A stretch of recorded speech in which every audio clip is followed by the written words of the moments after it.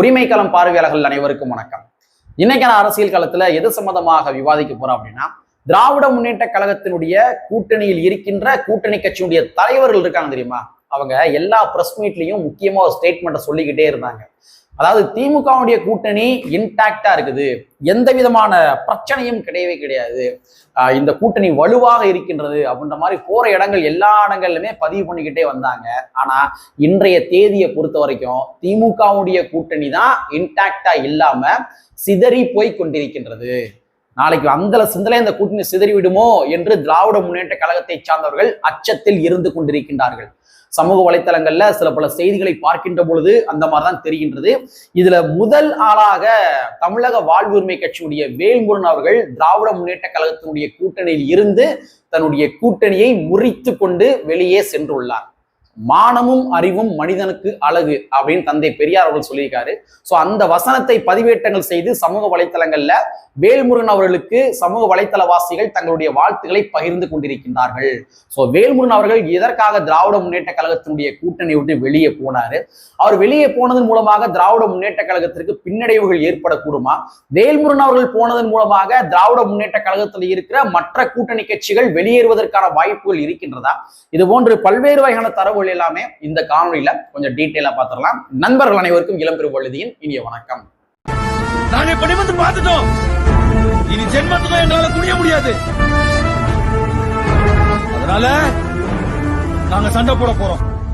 வீடியோக்களை போறதுக்கு முன்னாடி நம்ம நேயர்கள்ட்ட ஒரு கேள்வி கேட்டுருவோம். உங்களுடைய பதில்களை நீங்க கமெண்ட் பாக்ஸ்ல கமெண்டா போட்டுருங்க. அதாவது கூட்டணி கட்சிகளை தக்க வைப்பதில் இல்லாட்டி அரவணைப்பதில் திராவிட முன்னேற்ற கழகத்தினுடைய முதலமைச்சர் மு.க. ஸ்டாலின் அவர்களுக்கு தலைமை பண்பு இருக்கின்றதா இல்லையா அப்படின்றத நீங்க கமெண்ட் பாக்ஸ்ல கமெண்டா போட்டுருங்க. உங்களுக்கு ஏதாச்சும் கருத்துக்கள் இருந்தாலும் கூட நீங்க ரைட் அப்பா நம்ம கமெண்ட் பாக்ஸ்ல கமெண்டா வந்து போட்டுருங்க, சரிங்களா? சரி, தமிழக வாழ்வுரிமை கட்சியினுடைய வேல்முருகன் அவர்கள் எதற்காக திராவிட முன்னேற்ற கழகத்தினுடைய கூட்டணி விட்டு வெளியே போனார் அப்படின்னா, முதல் விடயம் என்னை பொறுத்த வரைக்கும் ஒரு தன்மானம் அப்படின்னு தான் நான் பாக்குறேன். ஏன்னா மற்ற கட்சிகள் கூட திராவிட முன்னேற்ற கழகம் பேச்சுவார்த்தையை நடத்தி முடிச்சிட்டாங்க. ஏறக்குறைய எல்லா கட்சிகள் கூடயும் முதற்கட்ட பேச்சுவார்த்தையை கூட தொடங்கிட்டாங்க. ஆனா பேச்சுவார்த்தையே தொடங்காத கட்சி எந்த கட்சின்னு பார்த்தோம்னா அது தமிழக வாழ்வுரிமை கட்சி தான். தமிழக வாழ்வுரிமை கட்சியை திராவிட முன்னேற்ற கழகம் கொஞ்சம் கூட மதிக்கவே இல்லை. கில்லுக்கு இரையாகத்தான் அண்ணன் வேல்முருகன் அவர்களை திராவிட முன்னேற்ற கழகம் நினைத்து கொண்டிருந்தது. சோ அதனால தான் மானமும் அறிவும் மனிதனுக்கு அழகு என்ற ஒரு கண்ணோட்டத்தின் அடிப்படையில் தமிழக வாழ்வுரிமை கட்சியுடைய வேல்முருகன் அவர்கள் வெளியே வந்திருக்கின்றார் என்று பார்க்க முடிகின்றது.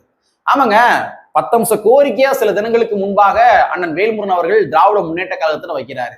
இந்த 10 அம்ச கோரிக்கை நிறைவேற்றி கொடுங்க, அதுக்கு பின்பாக திராவிட முன்னேற்ற கழகத்தை கூட கூட்டணியில தொடருவோமா வேண்டாமா அப்படின்ற மாதிரி 10 அம்ச கோரிக்கை முன்னாடி வைக்கிறாரு. ஏன் அந்த கோரிக்கையை பரிசீலனை பண்ணுவதற்கு திராவிட முன்னேற்ற கழகத்துக்கு நேரம் இல்லையா? ஆனா அந்த கோரிக்கையை கொஞ்சம் கூட யாரும் செவி கொடுத்து கேட்கவில்லை. கிணத்துல போட்ட கல்லுமாறு தான் அண்ணன் வேல்முருகன் அவர்களுடைய கோரிக்கை இருந்தது. சோ அதனாலதான் மானமும் அறிவும் என்ற அந்த தந்தை பெரியாருடைய அந்த முழக்கத்திற்கு ஏற்றவாறு அண்ணன் வேல்முருகன் அவர்கள் வெளியே வந்திருக்கின்றார் என்று பார்க்க முடிகின்றது. சரி, அண்ணன் வேல்முருகன் அவர்கள் வெளியே வந்ததற்கான இன்னொரு காரணம் என்னவாக இருக்கும் அப்படின்னா, பொதுவாகவே ஒரு ஆள் கட்சி எதுக்குங்க தொடங்குவாங்க, கட்சி எதுக்கு தொடங்குவாங்க, கட்சி தொடங்கி அதிகாரத்துக்கு தன்னை சார்ந்த மக்களுக்கு ஏதாச்சும் செஞ்சிடணும், கரெக்டா? அப்ப போன முறை வேல்முருகன் அவர்கள் ஒரு தொகுதியில போட்டி போடுறாரு, சுயேட்சையா போட்டி போடுறாரு. சுயேட்சை கிடையாது, திராவிட முன்னேற்ற கழகத்தினுடைய சின்னத்துல போட்டி போடுறாரு. அப்ப அடுத்த எலெக்ஷன்ல ஒரு தொகுதி என்பது ஒரு 2 தொகுதியாக மாற வேண்டும். அதுதான் கட்சியுடைய வளர்ச்சி. கட்சி அதுக்காக தொடங்குறாங்க. முழுக்க கட்சியை தொடங்கி தன்னுடைய கட்சியுடைய தொண்டர்களை கொண்டு போய் திமுக அடகு வைப்பதற்காக கட்சி நடத்துறாங்க கிடையாதுல்ல. ஒரு தொகுதி வாங்குறாங்கன்னா அடுத்து ஒரு 2 தொகுதி, அடுத்து ஒரு 3 தொகுதி. அப்ப அதிகார பங்கீடுகள் மூலமாக சட்டமன்ற உறுப்பினர்களுடைய எண்ணிக்கை அதிகரித்து தன்னுடைய மக்களுக்கு ஏதாவது செய்யணும். இதுக்காக தான் கட்சி தொடங்குறாங்க ஒவ்வொரு நபர்களுமே. அப்ப அந்த அடிப்படை சித்தாந்தம் இருக்கு இல்லையா, அதாவது சட்டமன்ற உறுப்பினருடைய எண்ணிக்கையை அதிகரிக்க வேண்டும், அந்த அடிப்படை சித்தாந்தங்கள் இருக்கு இல்லையா, அந்த அடிப்படை சித்தாந்தத்திற்கே திராவிட முன்னேற்ற கழகம் முட்டுக்கட்டையாக இருக்கின்ற பொழுது எப்படி இந்த கூட்டணியில அண்ணன் வேல்முருகன் அவர்கள் இருப்பார்? அப்ப இதெல்லாம் கருத்தில் கொண்டுதான் அண்ணன் வேல்முருகன் அவர்கள் வெளியே வந்திருப்பார் என்று பார்க்க முடிகின்றது, சரிங்களா?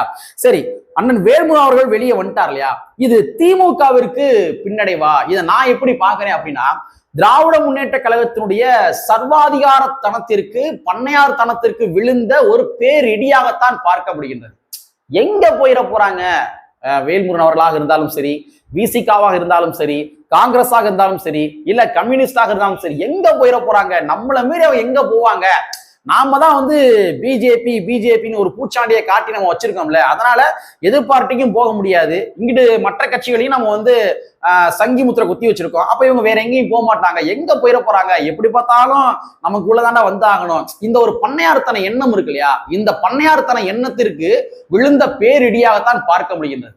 இப்ப நீங்க கிராமத்து பக்கம்லாம் அந்த காலத்துல அவங்க என்ன அந்த பண்ணையார் என்ன சொல்லுவாங்க அப்படின்ட்டு, எங்கடா போக போறான், அங்கிட்டு சுத்தி நம்மள தாண்டா கடைசியா வந்தாகணும். இதுதான் வந்து இந்த பண்ணையார்த்தனத்தினுடைய புத்தி.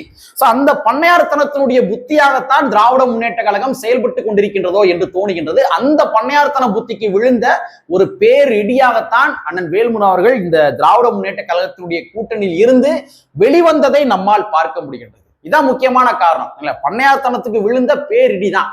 எப்பயுமே சர்வாதிகாரத்தன்மையோடு ஒரு கட்சி இருக்கக்கூடாது என்பதற்கு திராவிட முன்னேற்ற கழகம் ஒரு ஆகச்சிறந்த உதாரணம். சரி, இரண்டாவது, அண்ணன் வேல்முருகன் அவர்கள் திராவிட முன்னேற்ற கழகத்தினுடைய கூட்டணியை விட்டு வெளியே வந்தாரு. சோ இதனால திராவிட முன்னேற்ற கழகத்தினுடைய வெற்றிக்கு பாதிப்புகள் ஏற்படுமா அப்படின்றத நம்ம கொஞ்சம் பார்த்துருவோம். அதாவது நிச்சயமாக பெர்செப்ஷன் வைஸா மக்கள் மத்தியில பெரிய விவாதங்கள் எழும்பும், மக்கள் மத்தியில பெரும் அதிருப்திகள் வந்து உண்டாகும். பெர்செப்ஷன் வைஸா இப்ப சாதாரண டீ கடையில் என்ன பேச ஆரம்பிப்பாங்க, என்னப்பா திமுக கூட்டணி தான் அப்படியே ஸ்ட்ராங்கா இருக்குன்னு சொன்னாங்க, என்னப்பா வேல்முருகன் வெளியே போயிட்டாராம்ல அப்படின்ற மாதிரி டீ கடைகள்ல வந்து பேச ஆரம்பிப்பாங்க.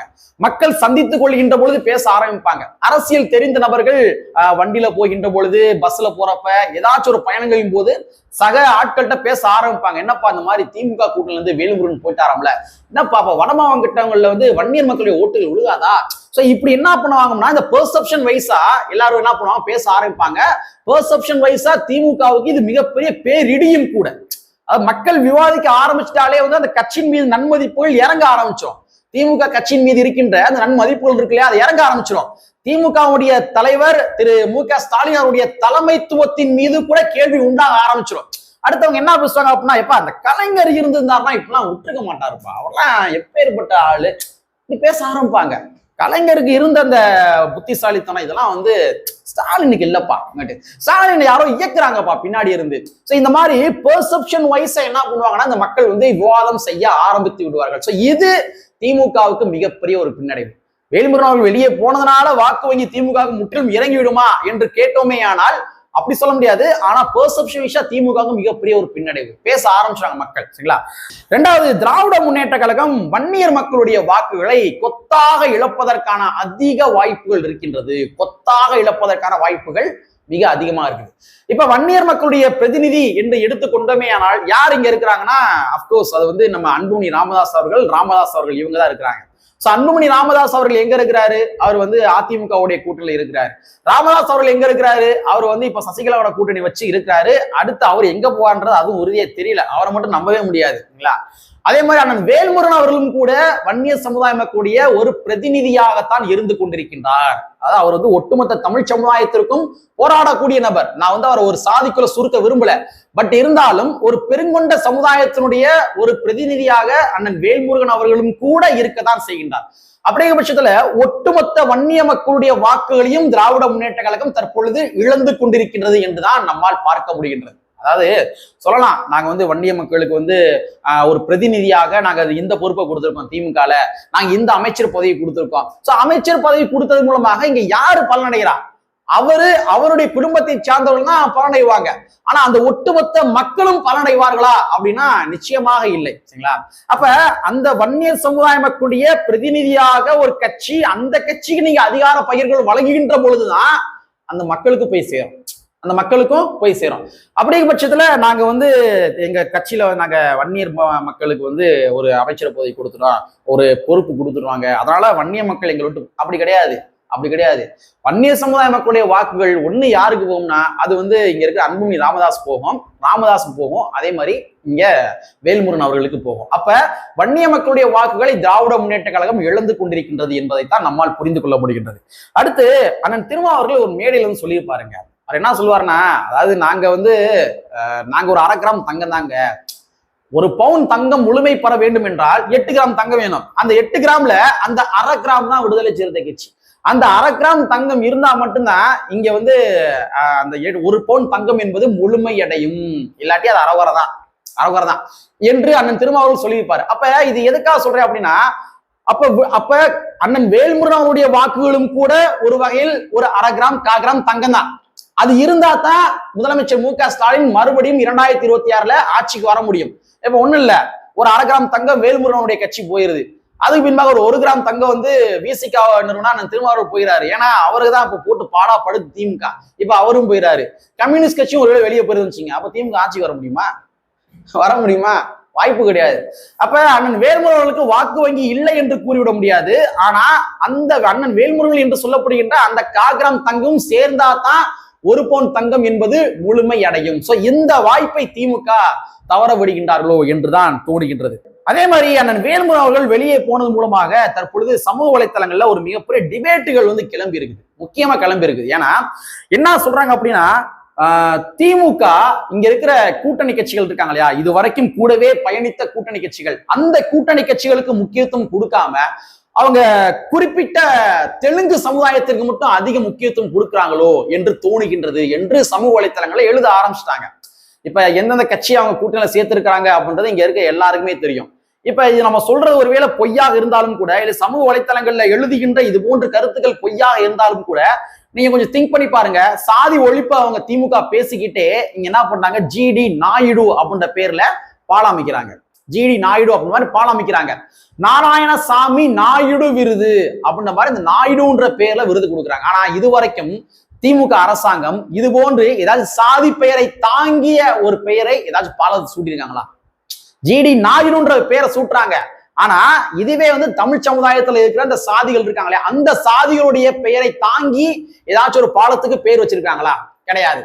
அதே மாதிரி சாதிகளை தாங்கி ஏதாச்சும் விருது வழங்கி இருக்கிறாங்களா? நாராயணசாமி நாயுடு விருது கொடுக்குறாங்க. ஆனா சாதி பெயர்களை தாங்கியே ஏதாச்சும் ஒரு விருது கொடுத்திருக்காங்களா? கொடுப்பது கிடையாது. அப்ப திமுக இது போன்ற ஒரு தெலுங்கு லாபியை வந்து அதிகமா பண்றாங்களோ, தெலுங்கு சமுதாயத்துக்காரங்களை ரொம்ப அதிகமாக உள்ளே கொண்டு வருவதற்கான வேலைகள் பார்க்கின்றார்களோ என்று சமூக வலைத்தளங்கள்ல தற்பொழுது எழுத ஆரம்பிச்சிட்டாங்க. அதனாலதான் மற்ற கட்சிகள் இம்பார்ட்டன்ஸ் கொடுக்குறாங்க. ஆனா தமிழ்நாட்டுல ஒரு பெருங்கொண்ட சமுதாயமாக இருக்கின்ற வன்னியர் சமுதாய மக்களுக்கும், பறையர் சமுதாய மக்களுக்கும், அதே மாதிரி தேவேந்திர வேளாண் சமுதாய மக்களுக்கும், இதரப்பெண சமுதாயத்திற்கும் முக்கியத்துவம் கொடுக்க மாட்டேங்கின்றார்களோ என்று சமூக வலைத்தளங்களில் தற்பொழுது ஒரு மிகப்பெரிய டிபேட்டுகள் போய்கொண்டிருக்கின்றது. சோ இது பெர்செப்ஷன் வைஸா வேல்முருகன் அவர்கள் வெளியே போனதன் மூலமாக திமுகவுக்கு ஒரு பின்னடைவாக ஏற்படக்கூடும் என்றுதான் பார்க்க முடிகின்றது. சரிங்களா? சோ தமிழக வாழ்வுரிமை கட்சியினுடைய வேல்முருகன் அவர்கள் திராவிட முன்னேற்ற கழகத்தினுடைய கூட்டணியை விட்டு வெளியே போனதற்கு பல காரணங்கள் இருந்தாலும் கூட, தமிழக வெற்றி கழகத்தினுடைய விஜய் அவர்களும் கூட ஒன் ஆஃப் த ரீசன் தான். ஏன்னா தமிழக வெற்றி கழகத்தினுடைய விஜய் அவர்கள் வந்ததற்கு பின்பாக யாருடைய வாக்குகள் அதிகமாக சேதமடைகின்றது என்றால் திராவிட முன்னேற்ற கழகத்தினுடைய வாக்குகள் தான் அதிகமாக சேதமடைகின்றது. அப்ப திராவிட முன்னேற்ற கழகம் கூட்டணி கட்சிகளை மேற்கொண்டு அதிக தொகுதிகளை வழங்கி உள்ளே தக்க வைக்க வேண்டியது திராவிட முன்னேற்ற கழகத்தினுடைய கடமை. ஆனாலும் கூட யார் வந்தாலும் எனக்கு கவலை கிடையாது, ஆனா நீ என்ன எதிர்த்து பேசக்கூடாது, நான் கொடுக்கறது நீ வாங்கிக்கணும் என்று ஒரு பண்ணையார்த்தன தோரணையில இருந்ததனுடைய நீட்சியாகத்தான் அண்ணன் வேல்முருகன் அவர்கள் ஒரு முடிவெடுத்து வெளியே சென்றிருக்கின்றார். சோ அண்ணன் வேல்முருகன் அவர்கள் வெளியே போனதுக்கான காரணங்கள் பல இருந்தாலும் கூட பின்னணியில தமிழக வெற்றி கழகத்துடைய விஜய் அவர்களும் கூட ஒன் ஆஃப் த ரீசனாக இருந்து கொண்டிருக்கின்றார் என்றுதான் பார்க்க முடிகின்றது. மேபி தாவேகா கூட அண்ணன் வேல்முருகன் அவர்கள் கூட்டணி வைத்தாலும் கூட வைக்கலாம். ஏன்னா ஒரு பெருங்கொண்ட சமுதாயத்தினுடைய பின்னணியாக வேல்முருகன் அவர்கள் இருந்து கொண்டிருக்கின்றார். ஸோ தாவேகா கூட்டணி அமைப்பதற்கான பாசிபிள் கூட இருக்கின்றது. அரசியல் களத்தை பொறுத்த வரைக்கும் எது வேண்டுமானாலும் எப்பொழுது வேண்டுமானாலும் நடக்கலாம். ஸோ வேல்முருகன் அவர்கள் வெளியே போயிட்டான்ற காரணத்துக்காக ஒருவேளை வந்து அண்ணன் திருமாவர்களும் கூட ஒரு முடிவு எடுக்கக்கூடும். ஏன்னா இன்னைக்கு இருக்கிற சமூக வலைத்தளங்கள்ல கட்சியுடைய தொண்டர்கள் அதான் பேசிக்கிருக்காங்க, தலைவா ஏன் தலைவா இவங்கெல்லாம் போய் கெஞ்சி இருக்கிறீங்க, நீங்க எவ்வளவு பெரிய ஒரு போராளி, நீங்க எத்தனை வருஷமா வந்து இந்த கட்சிக்காக உழைச்சிருக்கிறீங்க, திமுக வெற்றியில் அமர்த்துவதற்காக எவ்வளவு உழைச்சிருக்கிறீங்க, ஆனா திமுக இந்த அளவு உதாசீனப்படுத்துகின்றதே அப்படின்னு சமூக வலைத்தளங்களை எழுத ஆரம்பிச்சிட்டாங்க. சோ வேறொரு முடிவு கூட விரைவில் எட்டப்படக்கூடும். நான் வெளியே போவாருன்னு சொல்லல, ஆனா போனாலும் போகக்கூடும். அந்த மாதிரி ஒரு சூழல் தான் தமிழ்நாட்டினுடைய அரசியல் களத்தில் இருந்து கொண்டிருக்கின்றது. சோ விசிகா போச்சுன்னா இங்க கம்யூனிஸ்டும் போவாங்க. சோ வந்து திமுக கூட்டணி அந்தல சந்தலையாக சிதறுவதற்கான அனைத்து பாசிபிலிட்டிஸும் இருக்குது. திராவிட முன்னேற்ற கழகம் இது போன்று பண்ணையார்த்தன தோரணையில் இருந்தாங்க அப்படின்னா 2026 தேர்தலில் திமுகவுக்கு மிகப்பெரிய பின்னடைவு தான் இருக்கும் என்பதனை கூறிக்கொண்டு கற்பி ஒன்று சேர் புரட்சி செய்து புரட்சியாளர் அம்பேத்கருடைய வரியை கூறிக்கொண்டு நிறைவு செய்கின்றேன். நன்றி, வணக்கம்.